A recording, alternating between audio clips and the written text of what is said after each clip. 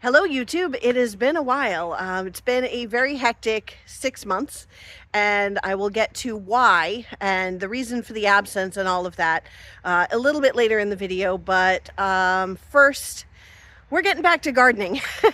Well, sort of. We're doing the first steps to gardening, and that is to get my garden beds from my friend's backyard and up to my house. There's my cattle panels. I still can't move those, and I've got to figure out how I'm going to get them up to the house. But let's start with the thing that holds the dirt. Okay, we're going to worry about these boards. My original garden bed had 4x10 beds and a 4x12 bed, and I was like, how am I going to get those big 10-foot boards up there? Well, they're just wood. I don't have to worry about moving them from property to property anymore. I can actually screw them together. I don't have to put them together with the garden corners anymore. So I'm going to cut them in half. As you can see, I've already done it with a couple of them. Unfortunately, my circular saw running out of battery, and the wood's a little wet, so it's having trouble getting through. So with my asthma and everything else that's happening with the muggy weather and everything, I'm just loading a little bit of it, and I'll come back for the rest another day. But we'll get a 4x10 bed and a 4x4 bed out of what I'm bringing today. It'll be fine. It'll be good. So let's load up.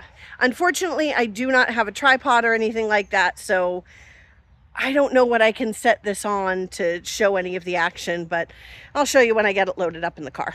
So I'm home. I picked up some hay, and so got to go feed the bucks and stack these hay bales, just two, but then we'll get on to pulling out these garden beds.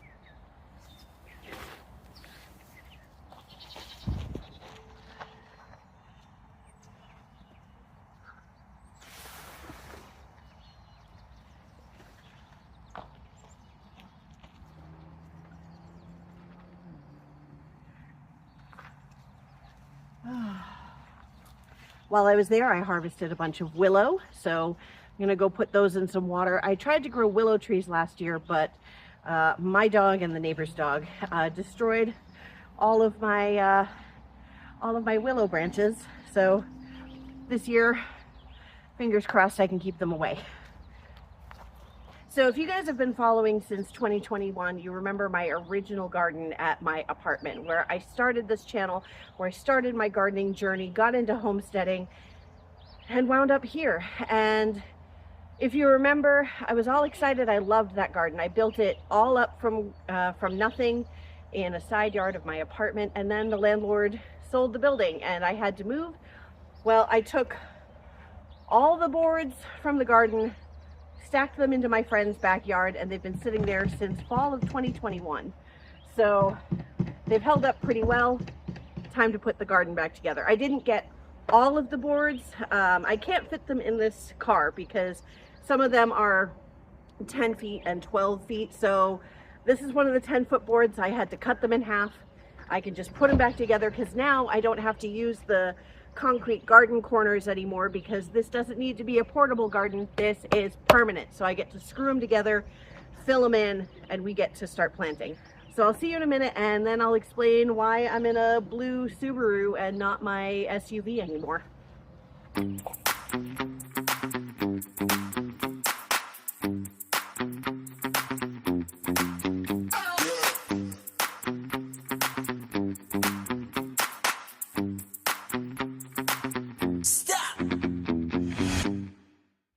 Anyway, what happened the last 6 months? I had been going pretty regularly, doing all sorts of videos. I had tons of videos planned about color predictions for the baby goats, another ultrasound for Sugar and Honey, and some interior renovations that we did, well, that we had planned. We didn't really get to anything, except we did get the pellet stove installed. So the winter was much more cozy and just in general less stressful and easier, because I didn't have to constantly be picking up wood and loading wood into the house.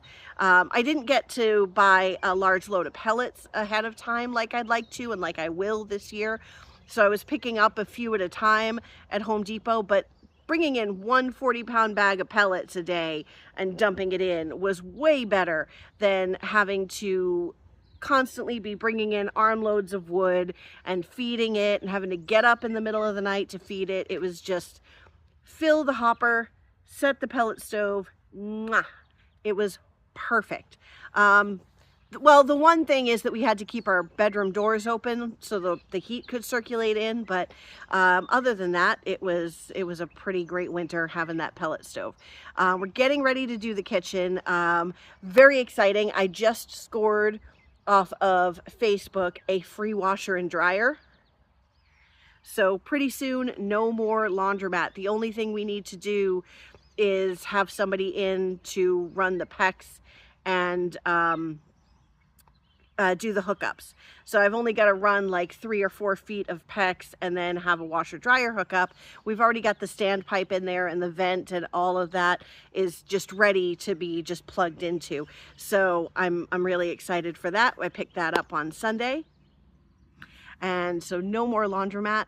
Oh, that's going to be so many things are getting easier. We've got the heat settled. Now we'll have the laundry, and by this summer we'll have the kitchen, and it'll just dishwasher, a dishwasher.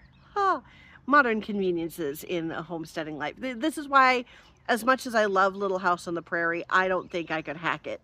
Well, I could if I didn't know that dishwashers and washing machines and things like that would exist.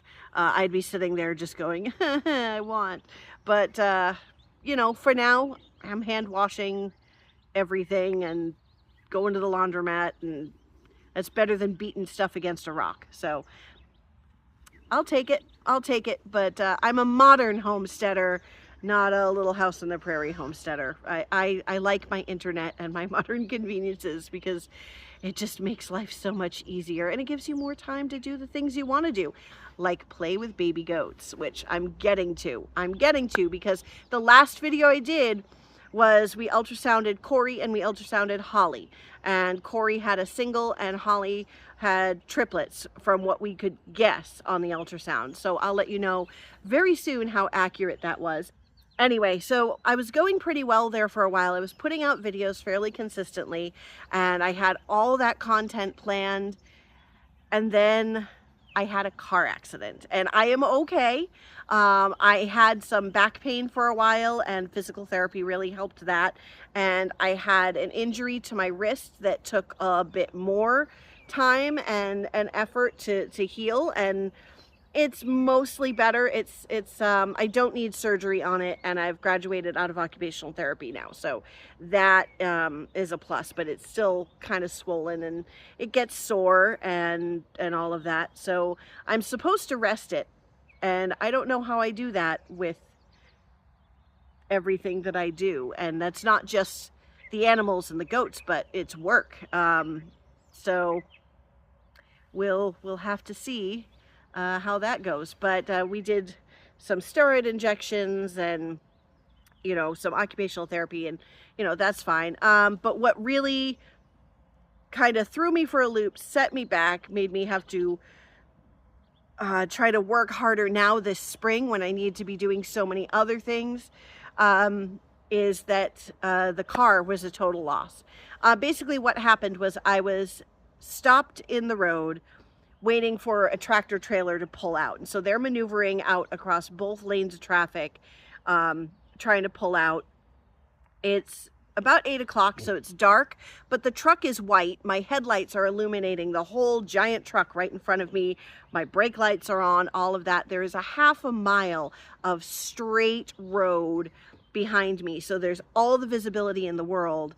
And I just got, boom, plowed into from behind by somebody going 40 to 50 miles an hour. I mean, it was a 40-mile-an-hour road, so it's not like they were speeding, but they were clearly not paying attention because they didn't apply the brakes, they didn't anything.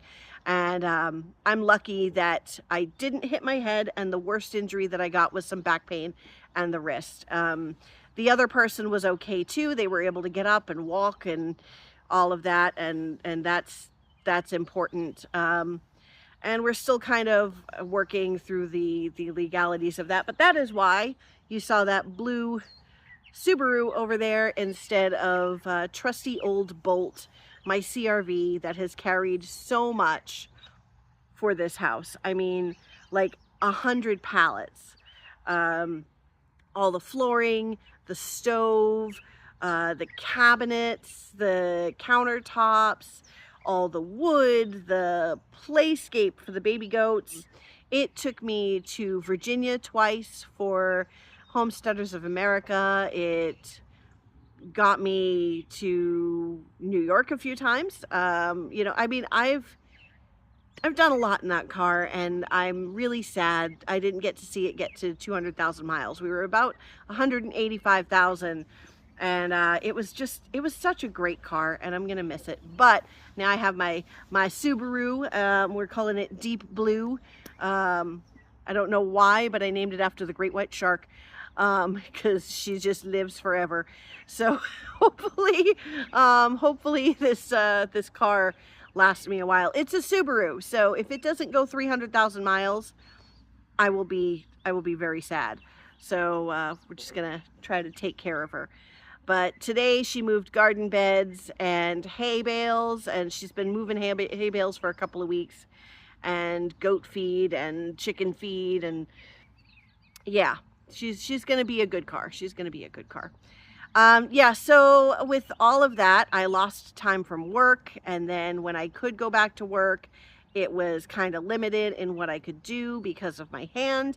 And yeah, so now that it's spring, I'm in major catch-up mode. I'm working like every day, and yeah, trying to catch up to everything. And we'll I don't want to talk about a car accident settlement, because who knows what that's going to be or when that's going to be, because it seems to be taking forever. But hopefully that will get me back where I need to be, so I can actually take a few days and work on stuff, because I need to expand the doe's goat pen. I've got to fence the back acre. There's so much I need to do that really can't wait too much longer. So yeah, because right now we've got a lot of goats, because as I said before, Corey was ultrasounded to have 1, maybe 2 babies. Holly was ultrasounded to have 3 babies. And then we had 2 more does, Sugar and Honey, who were also pregnant. We didn't get to ultrasound them, so their babies ended up being a surprise as to how many they had. But yeah, we had 4 births happen in March, all within a 11-day period. So it was very, very crazy. I had really wanted to video the births, and it didn't really go to plan. With everything going on, I didn't get to set up the way I'd like to. I only had 1 kidding stall instead of 2. And considering we had 2 mamas give birth within 3 or 4 hours of each other, they had to share a kidding stall, which worked out actually really cute. They nursed each other's babies, and you know, we're both cleaning the babies off, and they got to be, well, I won't say friends, because I don't think that Honey really has a friend. She just has other goats that she's with. But she and Holly became frenemies for a little bit. So, you know, it worked. All the babies got fed. Everybody was fairly happy with the circumstance. So, well, hey guys, editing Dani popping in, because I realized that the next section of footage was just kind of repetition, and so it doesn't really have the nice smooth segue into the next section. So I just cut like 10 minutes of footage right out of this, what I thought was finished video. And so I just want to go in and say, we had happy births, and now let's see what you really want to see. Let's see those babies. You may not be ready for all this cuteness.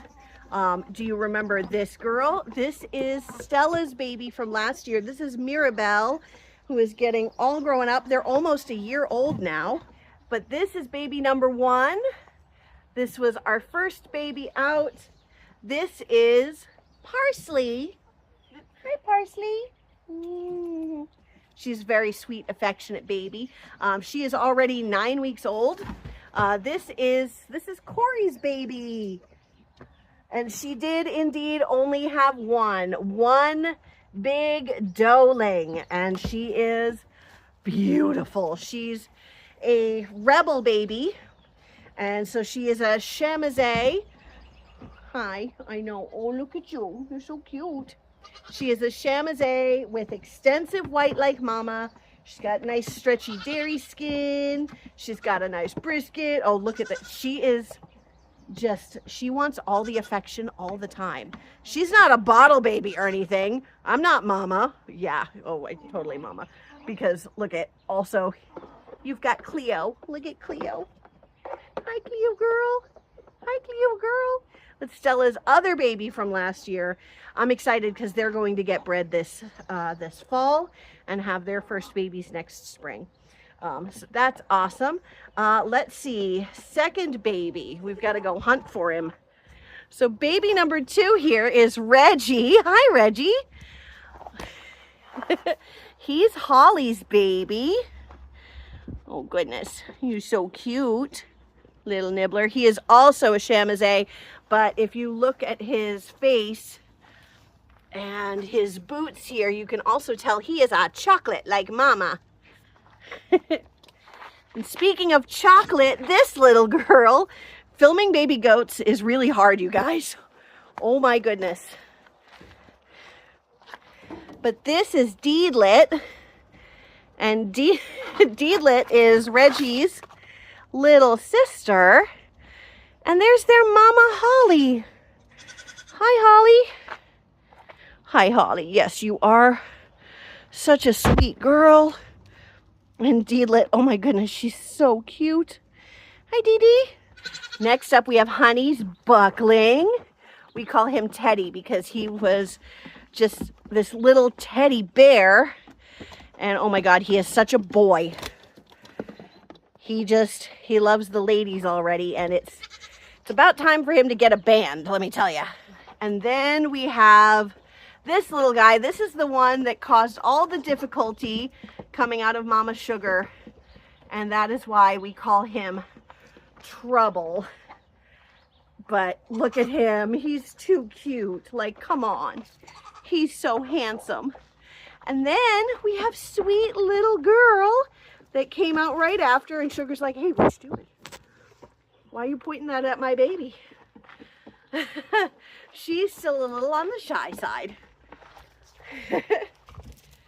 But we call her, after her grandmother, Madame Moselle, we call her Madame Maybelline because it looks like she's wearing eye makeup, and she's so pretty. So yay, babies. So just like on the ultrasound, Corey had one baby, but it was a doeling. Yay! It was a great way to start off our kidding season. And because her full name is Iron Mountain Coriander, her doeling is Hiraeth Acres Parsley. All of her babies are getting herb names. So we're working on a theme with her. Then we had Holly, who had Reggie. We call him Renegade, but Reggie for short. We wanted to give him a kind of name because his daddy is, of course, Rebel. So Rebel, Renegade, but we call him Reggie. And then his little sister Deedlit, who I named because she's got these big ears and this little pixie body. She looked like a little elf, and so I named her Deedlit after one of my favorite anime characters, which is silly, but I think it's cute. So we have Reggie and Deedlit and Parsley. They are all Rebel Heart babies. Then we had a single buckling from Honey, and we call him Teddy because he was just so fluffy, and he looked like a little teddy bear, and so we call him Teddy, little teddy bear. And oh my God, he's so beautiful. He is so beautiful. I don't love Honey's udder, so he definitely will not be left intact. He's going to be a wether. Reggie is going to be a wether, and they are all they're going together to a home in Connecticut to be pets and loved on. And so they've been kind of raised together because Holly and Honey shared a kidding stall. They nursed off each other's mamas, and they all slept together in a little kid pile for a few days, and they think they're brothers. And so I love that they're going to get to stay together. yeah, so baby goats, garden beds are here. I'm going to be filling them up with the composted goat bedding, and then we'll get some soil on top there, and then we're going to, I didn't get to start seeds this year, so I feel terrible on that because things were just too hectic. I did not have the time. So we're going to get some tomato starts, some pepper starts, some eggplant starts, and then everything else is going to be from seed. It's going to be zucchinis and cucumbers and all that fun stuff. It's not going to be a huge garden this year. I probably won't have the cattle panels up because I can't transport them in the Subaru unless I find some place that has the 8-foot cattle panels. But the tractor supplies around me just have the 16-footers, and I don't like cutting them down because then you're losing like a whole foot in the middle. So working on that. I may rent a truck and go get a bunch of cattle panels. We'll have to see. Let's see if that car accident settlement comes in. Then I can get all my fencing and my cattle panels. But we'll see how that goes. Yeah, and I'll see you in the next video. We're doing stuff. We're doing stuff. Bye-bye.